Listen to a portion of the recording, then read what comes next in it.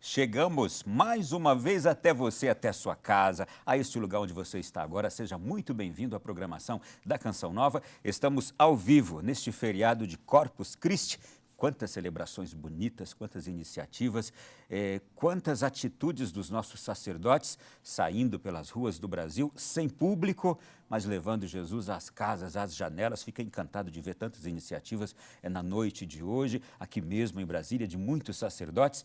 Boa festa do Corpo de Cristo hoje para todos nós, apesar desse distanciamento. Mas que bom que a nossa fé continua tão viva e tão bonita. Bom, é nesse contexto também que a gente chega no programa de hoje, à noite, aqui ao vivo, diretamente de Brasília, o nosso Além da Notícia. O tema, ele não tem relação com a festa religiosa de hoje. É um daqueles temas importantíssimos para nós, como tantos que a gente tem abordado aqui nesses últimos tempos, e diz respeito ao contexto social que a gente está inserido agora. Nós vamos falar sobre educação financeira na pandemia, como se organizar, como me organizar, como nos organizarmos. Estou falando das nossas contas, do nosso dinheiro, pouquinho ou mais ou menos, como a gente pode se organizar. E para falar sobre este assunto, já quero aqui receber o nosso convidado da noite, Alexandre Arce, empresário, consultor financeiro, professor e palestrante. Seja bem-vindo, Alexandre. Boa noite. Boa noite, Ronaldo. Boa noite a todos que estão nos assistindo nessa noite tão bonita e especial. E eu não falei nem tudo que você é, porque você é tão jovem, já fez tanta coisa. Olha, formado em administração, pós-graduado em coaching em educação financeira e MBA em planejamento e gestão empresarial. Você também é o fundador do Instituto Eu Defino, presidente do Comitê Institucional da ABFIN, Associação Brasileira de Educadores Financeiros. É muita coisa para quem é tão novo, não é não, Alexandre? É verdade. E faltou aí sócio da Valor Investimentos também, voltado aí um pouquinho para a área de investimentos. Por que você se dedicou a esse tema da educação financeira? Ronaldo, infelizmente o tema dinheiro era um tema bastante escondido nas conversas familiares. E isso traz uma grande dificuldade na gestão pessoal das pessoas. Existe sofrimento pela falta do dinheiro. A gente percebe, infelizmente, muita miséria, muito descontrole e, principalmente, muito desperdício. E isso vem por quê? Falta de educação.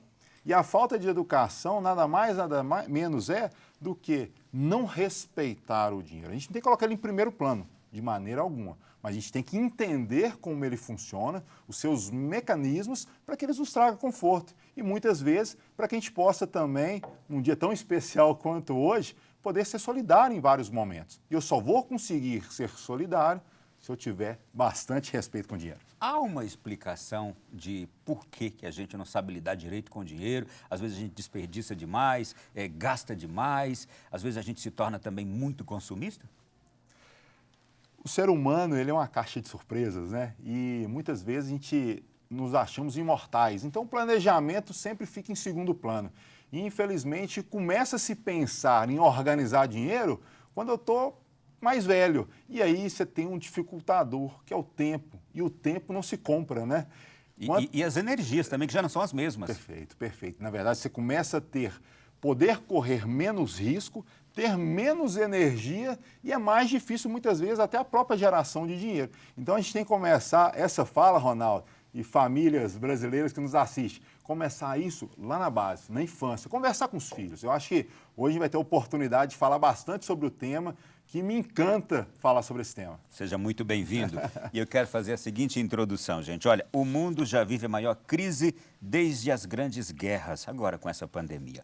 A saúde financeira de inúmeras famílias está afetada. Talvez você diga, realmente, aqui em casa já está assim.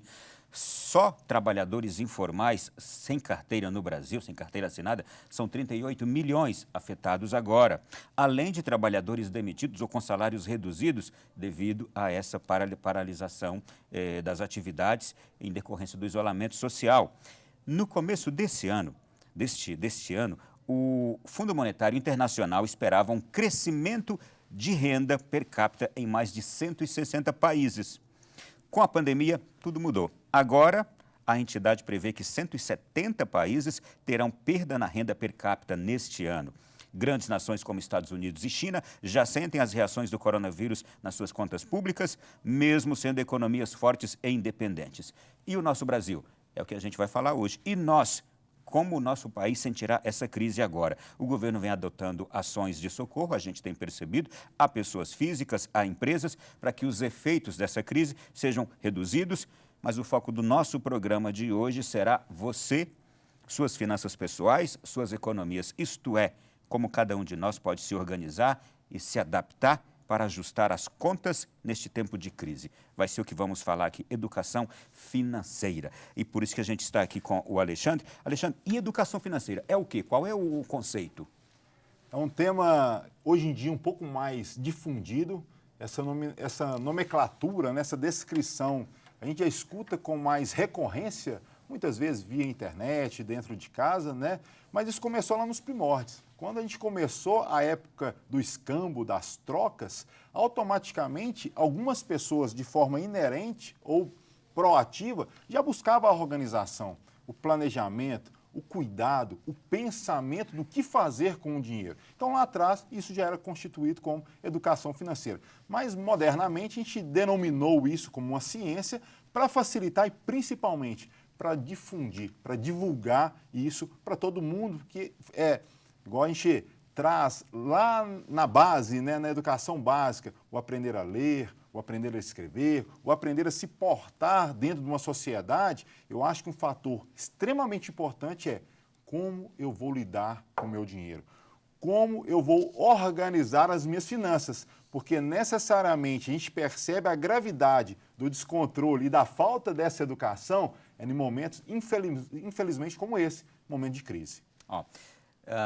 Enquanto o Alexandre está falando aqui, eu fiquei imaginando, a gente deve ter lembrado agora de um pai, ou de uma mãe, ou de um avô, ou de uma avó, a gente deve ter lembrado de alguém que soube sempre muito bem lidar com o dinheiro, ou que não soube, e que conseguiu controlar bem a casa, e outros que perderam muitas coisas. Mas a gente vai justamente falar sobre este assunto na base do que estamos vivendo agora, este momento. E por isso, já para uma introdução também aqui no nosso programa, eu vou chamar o Felipe Salto. É um convidado especial que já vai nos falar sobre este momento de crise econômica, como retomar a economia. Depois a gente usa isso como pano de fundo para continuar aqui o nosso programa. A retomada da economia brasileira e da economia mundial vai depender, basicamente, da capacidade que o Estado, ou os estados e os governos terão de formular políticas públicas neste momento no combate à pandemia. Quanto mais cedo os países conseguem debelar a crise da Covid-19, tanto mais fácil ficará para planejar o futuro e tomar as medidas necessárias para recuperar a atividade das empresas, a indústria, o comércio, os serviços. É preciso ter claro que a queda da atividade econômica medida pelo PIB, o Produto Interno Bruto, neste ano, segundo as nossas estimativas na Instituição Fiscal Independente, deve ser de algo entre 6% e 7%.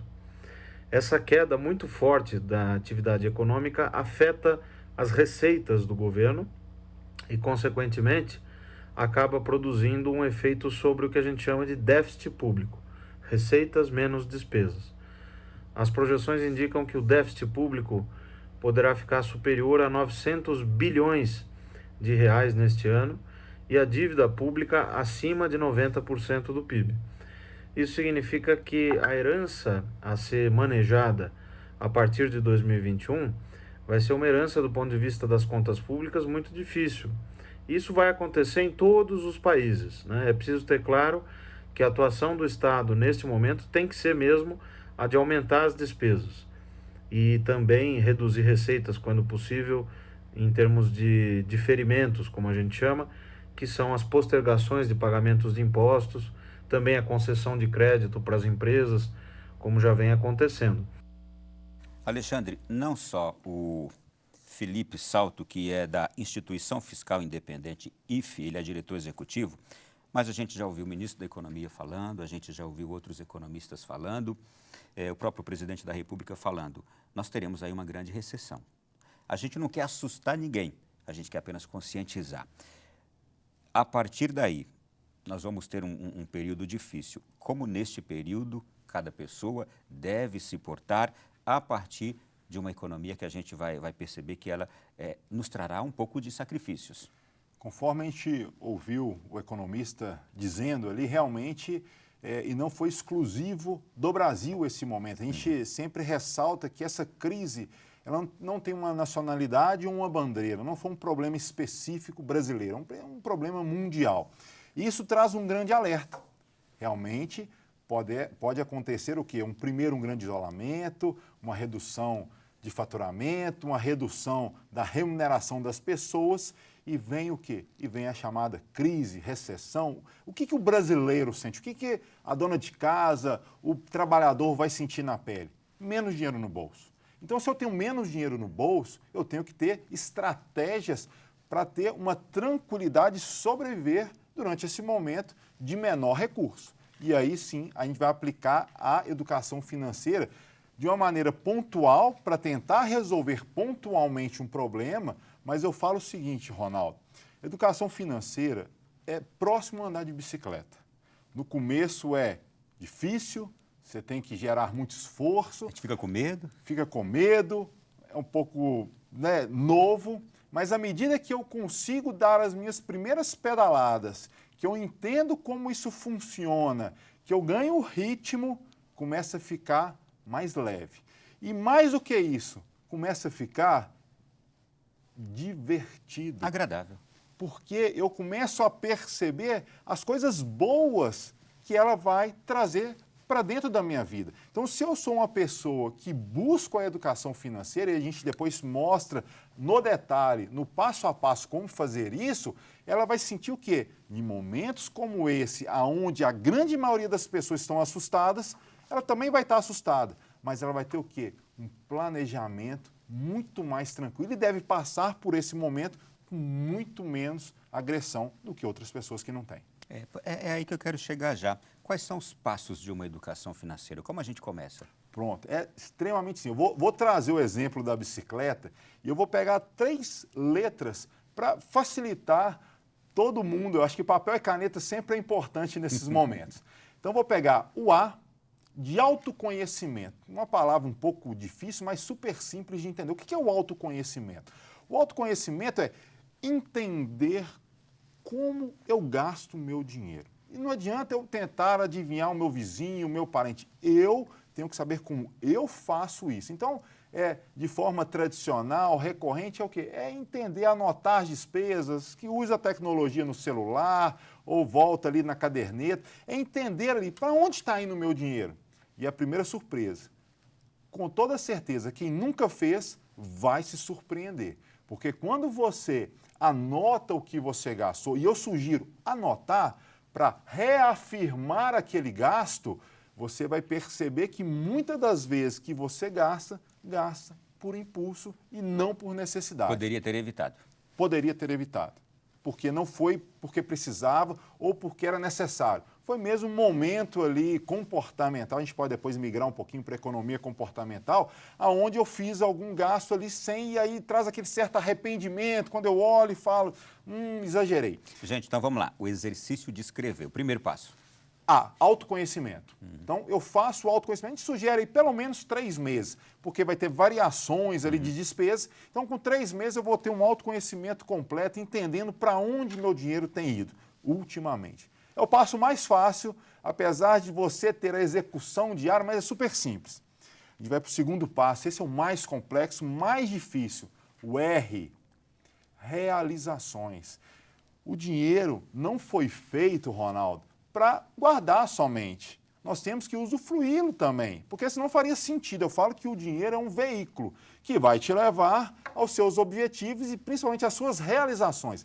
Então, quando você para e planeja o que eu quero realizar na minha vida, curto prazo, médio prazo e longo prazo. Quando eu defino o que é importante para a minha vida, isso facilita, ou seja, aquilo é prioridade. Se aquilo é prioridade, eu tenho que colocar dinheiro para dentro das minhas realizações.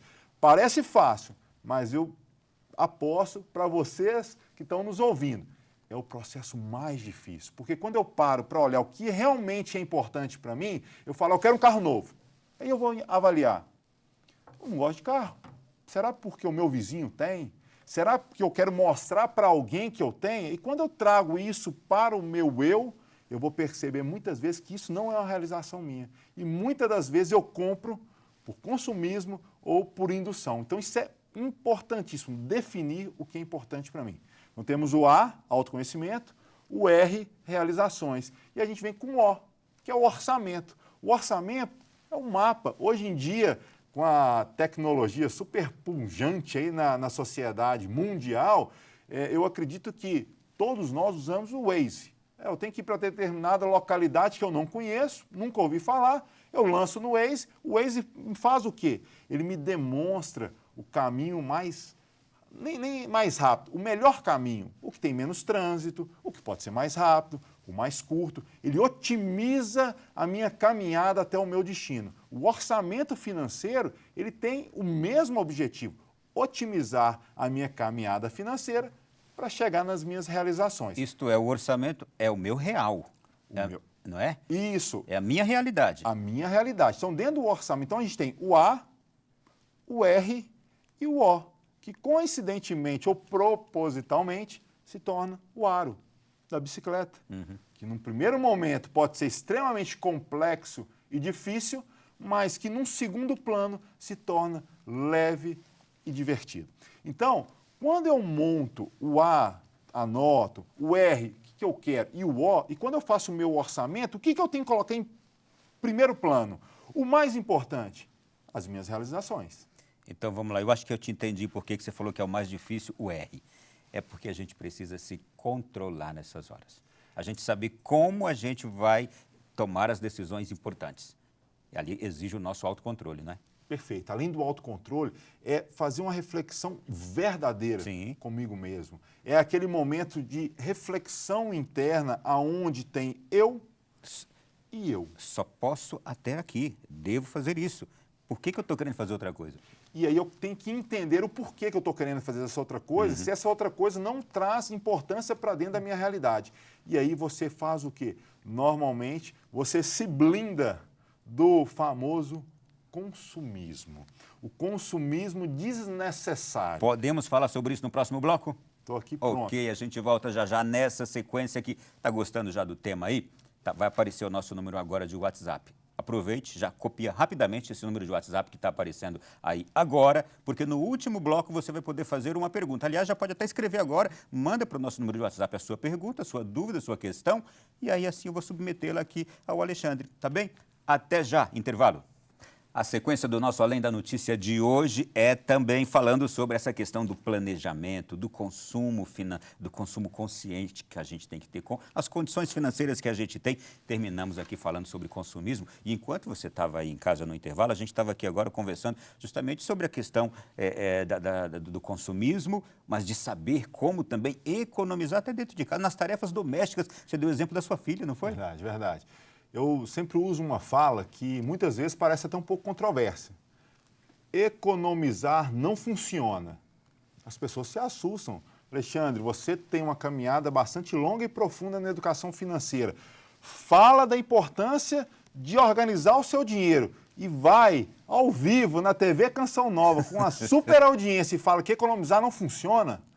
Eu falo, economizar é próximo a um regime, por quê? Ele é pontual e ele é agressivo. Quem de vocês já ouviu essa palavra e quando fala assim, vamos economizar, já tem uma certa rejeição, que é mais ou menos, vamos fazer um regime. Então, eu acredito na seguinte fala, Ronaldo. Se economizar não funciona, o que funciona? O que funciona?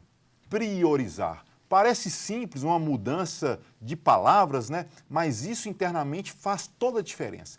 Se eu priorizo algum consumo, algum gasto, alguma despesa, se eu coloco isso em prioridade, em primeiro plano, quer dizer que as outras coisas normalmente são supérfluas.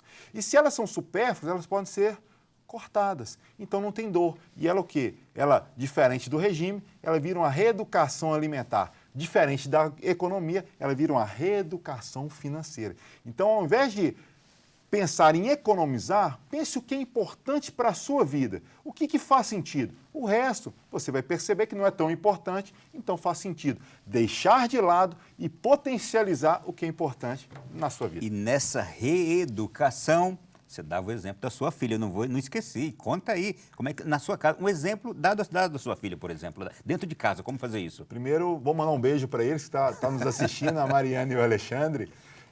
Eu tenho um grande exemplo, porque casa de ferreiro, espeto de ferro, não poderia ser diferente, né? Então, como funciona? Eu tenho 2 filhos, hoje a Mariana está com 9 anos, na época ela deveria estar com seus 6 anos, e a gente, como família, e enfim, eu como um portador da educação financeira, como um tema extremamente importante na vida, eu sento com a minha família para a gente definir quais as realizações da nossa família, do Alexandre, da Mariane, do Alexandre e da Érica. Então, todos eles têm muita importância na construção desse orçamento. E uma das realizações dela era um divertimento que, para a idade dela, fazia muito sentido para ela. E uma determinada noite, Ronaldo, ela estava com... A gente foi dormir e ela falou, pai, estou com medo, deixa a luz acesa. Eu falei, Mariana, tudo bem, está com medo, vou deixar a luz acesa, vou terminar meus afazeres, na hora que eu for dormir, se eu lembrar, eu apago a luz, se eu esquecer, a gente apaga ela amanhã. E saí. Não passou, Ronaldo, tinha 6 anos, 30 segundos, a luz apagou. No que a luz apagou, me trouxe a curiosidade, eu voltei ao quarto dela. Falei, o que aconteceu, Mariana? Por que você apagou a luz? Aos 6 anos de idade, por isso, percebo a importância do tema com filho, com netos, com todas as crianças, a sabedoria dos seus 6 anos de idade. Papai, se eu deixar a luz acesa, nós vamos gastar mais dinheiro. Se a gente gastar mais dinheiro, vai demorar mais tempo para eu realizar aquilo que eu coloquei dentro do nosso orçamento. Houve briga, houve chamada de atenção, houve questionamento? Não houve nada, Ronaldo. Houve a conscientização de um comportamento positivo financeiro. Então, ou seja, hoje ela entende que o desperdício a distancia do que é importante na vida dela. Quantos de nós temos adolescentes em casa que você, toma banho mais rápido? Então, ou seja, quando você fala economizar, economizar, economizar, traz o quê? Rejeição.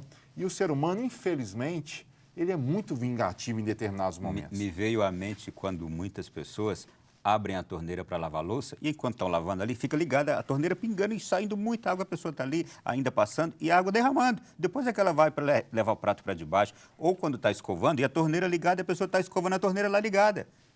Além de ser um desperdício financeiro, a gente está falando aqui de água, é um fator aí que muita gente torceria para 1 litro de água, né? E a gente muitas vezes desperdiça.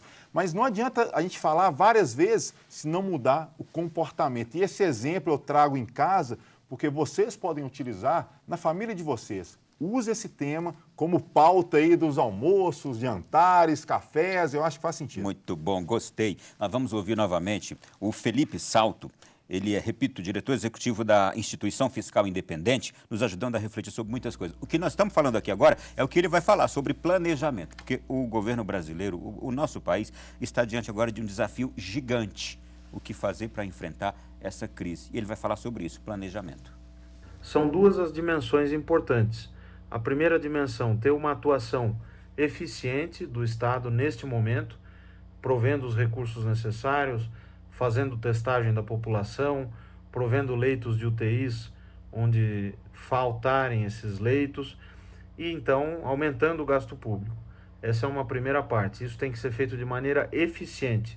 Quer dizer, o dinheiro tem que chegar para aquele local que precisa do recurso, que precisa da UTI, que precisa dos profissionais contratados temporariamente, por exemplo, dos medicamentos, dos testes, dos respiradores. E uma segunda dimensão é o planejamento para o após-crise. Então, o governo federal tem um papel importante nisso, que é preciso planejar para saber onde a gente quer chegar.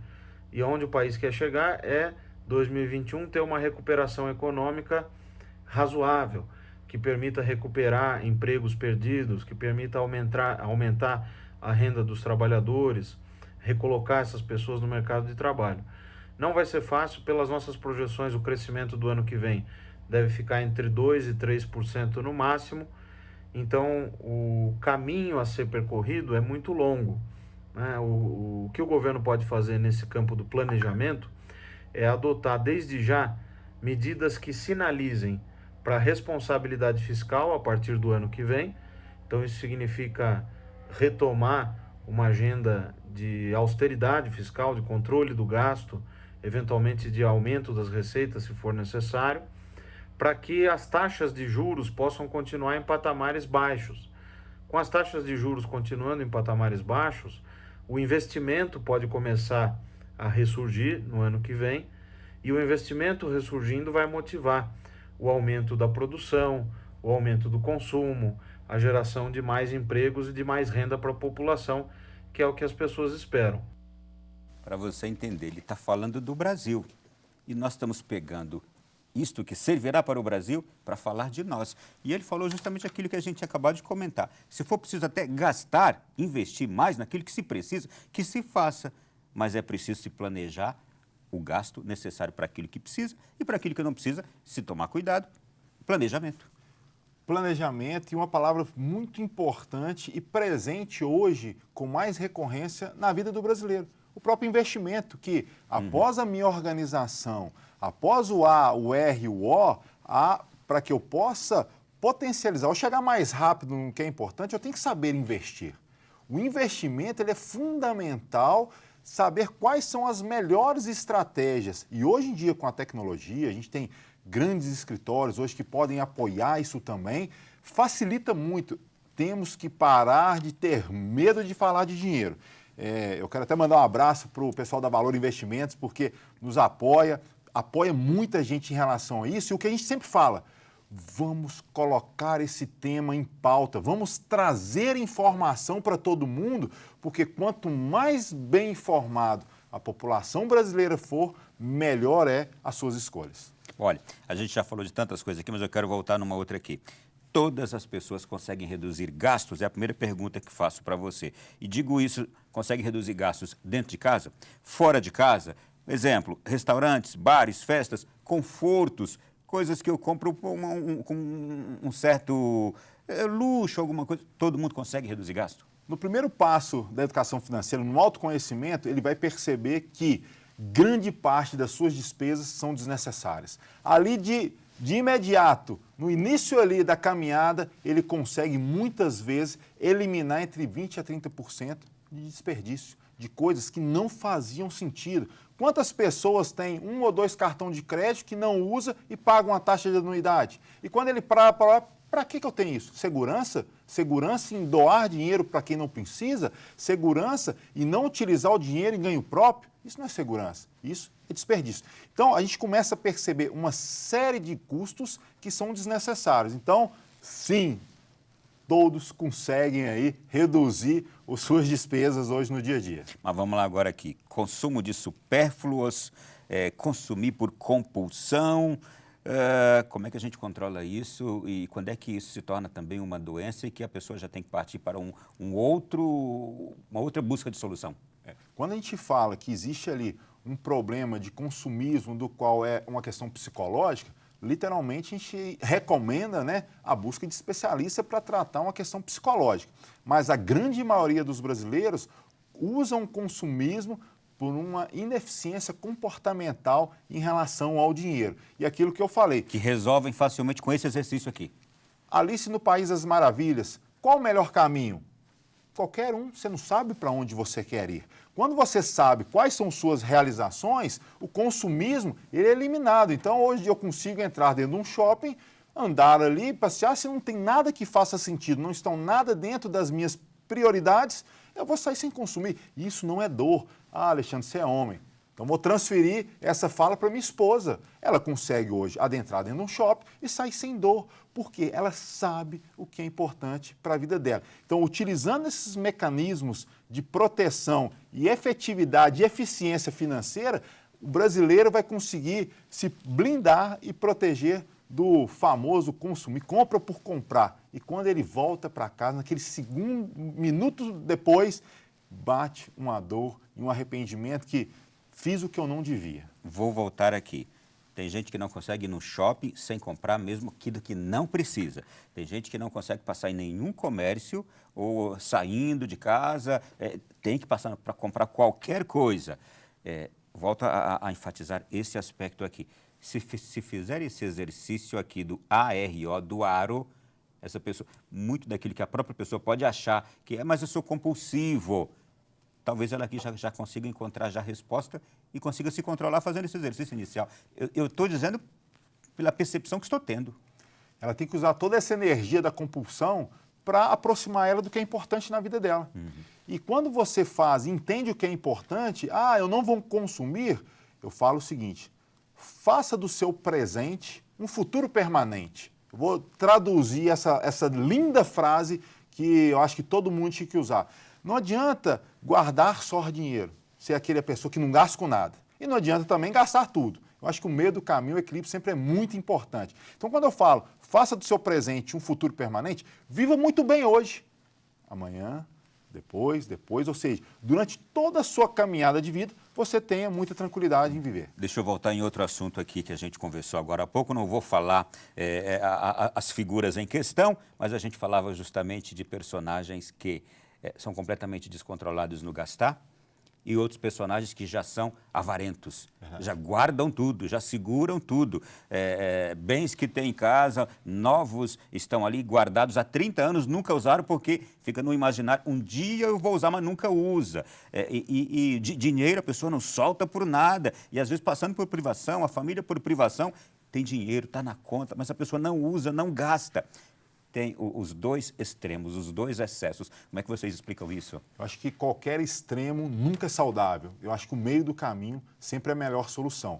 Eu tenho que gastar para ter uma boa condição de vida, que esteja dentro do meu planejamento. Então, eu não vou estar nem no que é o avarento, que não gasta com nada, e nem o que desperdiça com tudo. Eu vou estar no meio do caminho, tendo uma vida plena e contínua, próspera na relação com o dinheiro. Por que isso é importante? Porque vai fazer com que eu entenda e eu me torne o personagem principal em relação ao consumo. Alexandre, você consome? Consumo. Eventualmente aparece uma grande promoção, eu sei que eu vou precisar daquele produto, eu faço o quê? Uma antecipação de compra. Eu pago mais barato num momento que ninguém está pensando em comprar aquilo ali e lá na frente aquela diferença de recurso que foi economizada, porque eu utilizei a prioridade como o primeiro plano, eu utilizo para ter mais realizações. E quanto mais realizações o ser humano tem, mais intenso, mais energia, mais gosto e mais tempo ele coloca em função disso. Então, assim, é a bicicleta. Não é fácil, não é simples. O começo, ele é complexo. Você está entrando num mundo que muitas vezes você nunca parou para olhar. Vai ser um pouco difícil, mas eu te afirmo, logo, logo, você vai estar sentindo a brisa ao seu rosto, ou seja, muita tranquilidade financeira e aproveitando intensamente o que é importante para você. Eu vou utilizar aqui trecho da introdução do nosso programa de hoje, quando eu disse só no Brasil nós temos cerca de 38 trabalhadores informais, pessoas sem carteira assinada, que foram diretamente atingidas agora com o isolamento social. Pessoas que foram demitidas, outros que tiveram salários reduzidos. Olhando para esse cenário atual agora, e você já nos trouxe um exemplo aqui que eu quero recorrer novamente a ele, momentos assim em que a gente teve o poder aquisitivo afetado em nossa casa, a reunião familiar, a decisão conjunta é o melhor que se faz? Eu acho que esse momento é um momento que ajuda a trazer esse tema em pauta. E quando a gente vive um momento de crise, esse tipo de fala fica mais simples e mais palpável, né, dentro da família. Quando está tudo muito bem, as pessoas acabam sendo um pouco relapsos em relação a esse tema. Nesse momento, muitas famílias que não estão ainda passando, ou que já estão se preparando, ou que já estão vivendo isso, querem colocar esse tema. É fundamental. O diálogo é a melhor ferramenta para solucionar isso.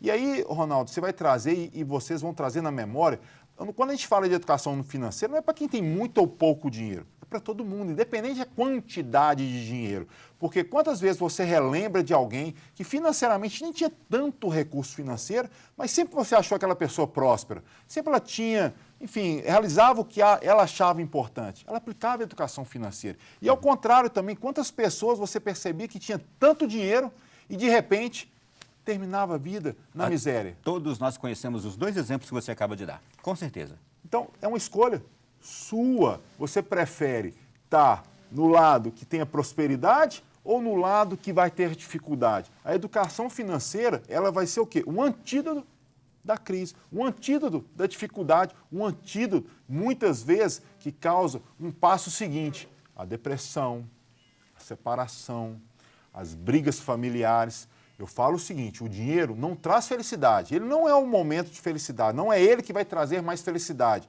Mas a falta do dinheiro, ela infelizmente traz sim muita discórdia dentro das famílias. Eu vou encerrar esse bloco aqui realmente com este ponto final da reflexão do Alexandre, porque nessas horas agora em que cai o poder aquisitivo, que acontece alguns desses episódios que a gente mencionou aqui agora, e pessoas ficaram sem a renda que tinham, muitas vezes um pai, heroicamente, não quer deixar de dar à família aquilo que vinha dando normalmente e ele não está podendo, ele não conversa, ele está sofrendo com isso.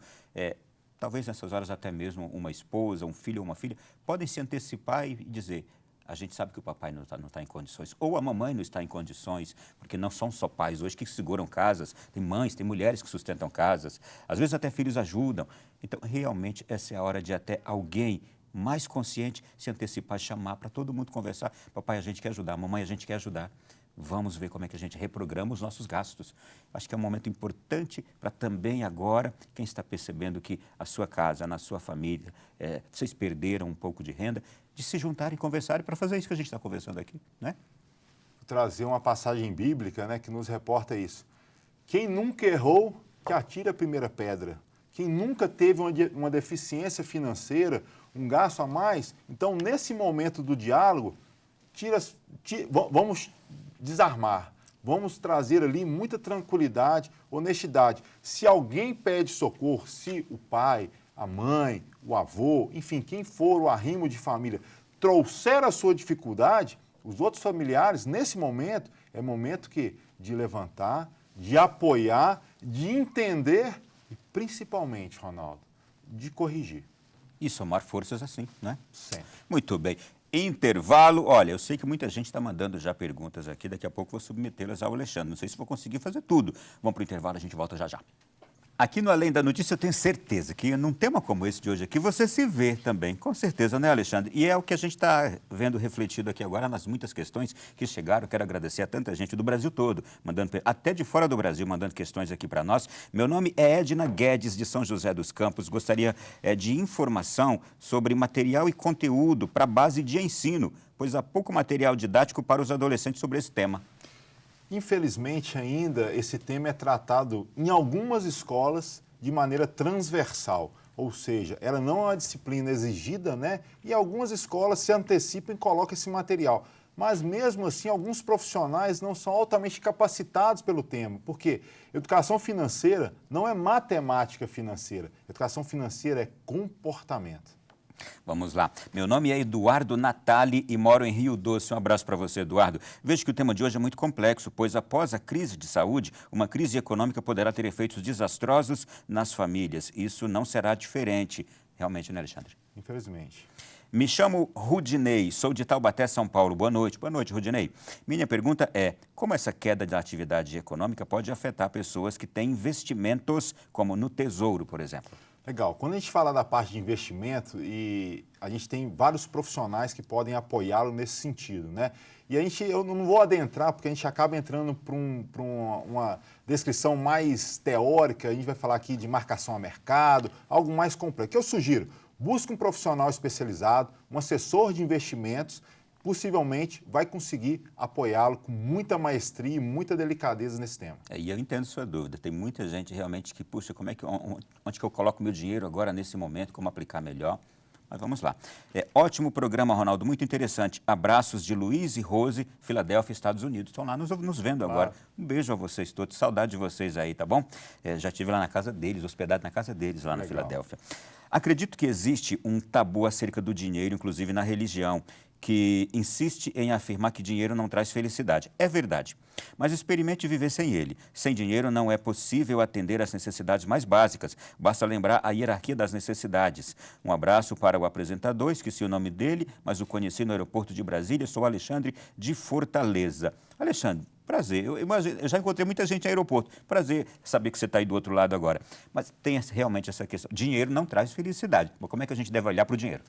Aquilo que eu falei anteriormente, ele não traz a felicidade, ele é um caminho para te levar ao que é importante na sua vida. Mas a falta dele traz, sim, muita dor de cabeça, brigas, discussões. A falta, a gente sabe, infelizmente, a gente precisa de dinheiro para tudo, né, Ronaldo? Silene, de Brasília, está dizendo assim: como eu faço para fazer um curso, e eu imagino que é sobre este assunto, Ela diz, não consigo administrar minha receita. Legal. Quando a gente fala de educação financeira, e hoje a tecnologia nos aproxima de muita gente, de muitas coisas. Então, eu te sugiro buscar aí dentro, né, da própria internet alguns profissionais que ministram isso, algumas empresas especializadas na área de educação financeira, se você quer dar o primeiro passo. Se você já está na área de investidor, procurar escritórios especializados nisso, como eu falei, que tem assessores de investimentos que são credenciados para essa profissão, para que possa te apoiar. Um profissional sempre vai ser um passo mais rápido na sua caminhada financeira. E eu diria até que um curso básico sobre isso você encontra hoje até de graça na internet, né? Com toda certeza. Boa noite. Ao fazer uma análise das minhas despesas fixas, percebi que o valor do plano de saúde está muito alto. Seria uma despesa a ser repensada nesse momento de pandemia? Como diminuir essas despesas fixas? João Alegre, ele é João de Alegre, no Espírito Santo. Agora entendi. Ô João e Alegre, Espírito Santo, um abraço para todo mundo aí. Isso é muito difícil pontuar, falar, tira o plano, coloca um plano. Ele é prioridade ainda da vida de vocês? Vocês esperam que isso traz conforto ou desconforto? É mais confortável? É uma segurança para a saúde. Então, cada um vai chegar, lembra do autoconhecimento? É individual. Então, se isso for importante na sua vida, busque outras coisas a serem cortadas. Se isso não for tão importante, pode ser cortado. Vamos lá, uma pergunta é sobre o cartão de crédito. É uma ferramenta bastante interessante que auxilia nas compras em caso de necessidade e ainda possibilita outros benefícios, como pontos de fidelidade. Vale a pena utilizar o cartão para obter esses benefícios? Se você é controlado, se você sabe lidar com o cartão, como ele mesmo falou, pode ser sim uma forma de utilizar benefícios. Se você não é, simples. Nossa taxa Selic está em 3% ano. A taxa do rotativo deve estar próxima aos 400%. Então, ou seja, é uma ferramenta muito forte de acabar com minha vida financeira se eu não tenho controle. Então, se você usa cartão, controle. Utilize os benefícios. Se eu não tenho controle, sugiro a não utilizar. Tem mais uma pergunta aqui. Essa aqui é um caso bem concreto, olha. Como organizar minha vida financeira ganhando tão pouco? Tenho muitas dívidas. A pessoa não se identificou e a gente manda um abraço aqui. Isso é uma realidade do brasileiro, né? A gente, quando fala de educação financeira, não fala de riqueza, de acumular muito dinheiro, mas sim de organizar o que você tem. Então, se você ganha pouco, você tem duas estratégias. A primeira é ter ainda mais eficiência dentro da gestão do seu dinheiro e, com essa gestão ainda mais eficiente, buscar muitas vezes gerar um pouco mais de renda. Então, eu acho que no seu caso, o primeiro passo é entender como estão suas dívidas, tentar dominá-las, equacioná-las, buscar, quem sabe, um pouco mais de receita. Eu sei que nesse momento é extremamente difícil, mas você sim tem que ter educação financeira de maneira continuada na sua vida. Eu quero aqui apenas aproveitar e mandar um abraço para a Lília, do Núcleo Bandeirante, aqui no Distrito Federal. As duas últimas perguntas que foram feitas contemplam exatamente o que você nos perguntou, Lília. Tenho certeza que você está satisfeita com as respostas, viu? Obrigado. Boa noite, meu nome é Enéas Vasconcelos, sou de Itajaí, Santa Catarina. Como em tempos de pandemia podemos efetivamente gastar menos e ter uma vida próspera para passar esses tempos tão difíceis? Gratidão. Perdão o nome dele? Enéas. Enéas, um forte abraço aí para Itajaí. Quando a gente fala, um dos principais itens que aumentou o seu consumo na época de pandemia foi o consumo de alimentação em casa. Está aí uma resposta. Muitas vezes, pelo conforto de não cozinhar, eu prefiro comprar.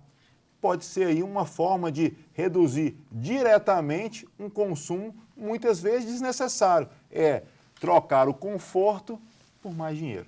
Bom, eu vou fazer o seguinte, eu vou chamar novamente o Felipe Salto, agora é um VT curtinho que ele vai falar conosco, num último aspecto que eu quero voltar aqui comentando com o Alexandre. Então vamos lá, Felipe. O que os países lá fora têm feito, por exemplo, a Alemanha, tem anunciado, e a França, anunciado programas bastante significativos de recuperação, né, de injeção de recursos na economia. Programas de subsídios creditícios, de estímulo à produção, por exemplo, de carros elétricos, né, como a Alemanha anunciou. Então, é preciso uma certa inventividade, uma certa criatividade nesse momento para que ocorram medidas que não prejudiquem o equilíbrio fiscal, o equilíbrio das contas, ou seja, que não prejudiquem o comportamento da dívida pública, que já vai estar muito alta no ano que vem, mas também que não deixem de lado a necessidade de uma atuação do Estado nesse momento, que pode vir em diversas frentes, né? Quem deve formular isso é o governo federal. Nós, na Instituição Fiscal Independente, temos esse papel de analisar as medidas que forem anunciadas e também de alertar para os riscos que estão já colocados, não só para este ano, como também a partir do ano que vem. No conjunto das nações, veja como os governos estão buscando alternativas para uma crise. E a gente transportando aqui para a esfera pessoal. Ele falou dois termos importantes, criatividade e inventividade. E eu fui aqui pensando sobre isso, eu quero perguntar para você o seguinte, criatividade e inventividade. A gente pode, nesses tempos agora, por exemplo, buscar em casa, buscar nos afazeres domésticos, evitar gastos e nós mesmos desenvolvermos habilidades, atividades criativas, capacidades. Você falou agora há pouco aqui de, por exemplo, deixar de comprar comida fora e fazer em casa. Criatividade e inventividade, como é que pode nos ajudar? O brasileiro ele é conhecido no mundo, né, como um povo muito criativo. Imagina o brasileiro extremamente criativo utilizar isso a seu favor, associando com a educação financeira. Eu tenho certeza que a gente passaria por muito menos problemas do que a gente passa hoje. Então, a criatividade, sim, é um fator inerente ao povo brasileiro e que a gente tem que utilizar para quê? Muitas vezes para evitar determinados custos que são desnecessários e muitas vezes para quê? Para aumentar a minha fonte de receita. Então, se eu consigo aumentar a minha fonte de receita, diminuir meus gastos, me aproxima, mais uma vez, das minhas realizações.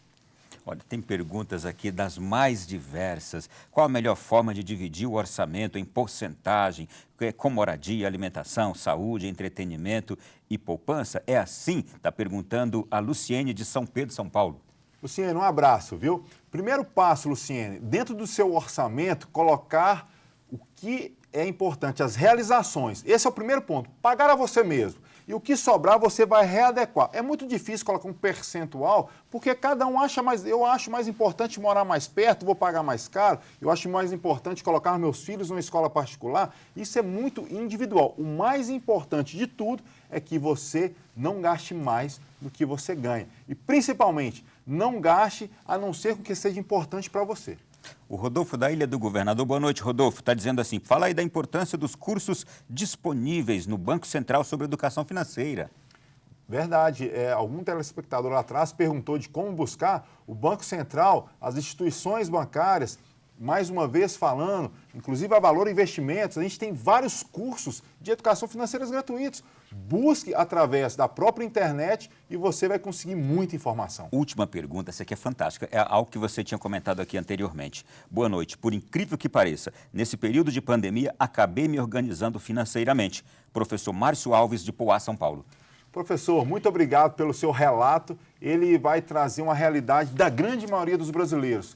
Em momento de crise, vamos criar responsabilidade financeira, aproximar a educação financeira da sua família, da sua vida. Você vai perceber, vai ser mais próspero, mais tranquilo e com muito mais serenidade nós vamos passar aqui por essa caminhada. Fala aquela frase básica, crise como oportunidade. Crise como oportunidade, Ronaldo. Você tinha falado antes. Obrigado, viu? Foi um prazer, Alexandre. Eu que agradeço mais uma vez a oportunidade de falar desse tema. Realmente é algo que mudou minha vida e eu tenho certeza, vai mudar a vida de todos vocês que colocarem em prática. Fiquei feliz de conhecer o Alexandre, ele relatou aqui a experiência dele de fé, de caminhada na igreja, as experiências com as obras da igreja, os salesianos. Fiquei muito surpreso e agradecido. Prazer mesmo, viu, Alexandre? Obrigado. Prazer foi todo meu. Vamos lá, gente. Olha, você que esteve conosco até agora, esse programa poderá ser revisto nas nossas redes sociais e também na madrugada de sábado para domingo. Continue com a programação da Canção Nova. Nos veremos em breve. Boa noite. Até o nosso próximo encontro.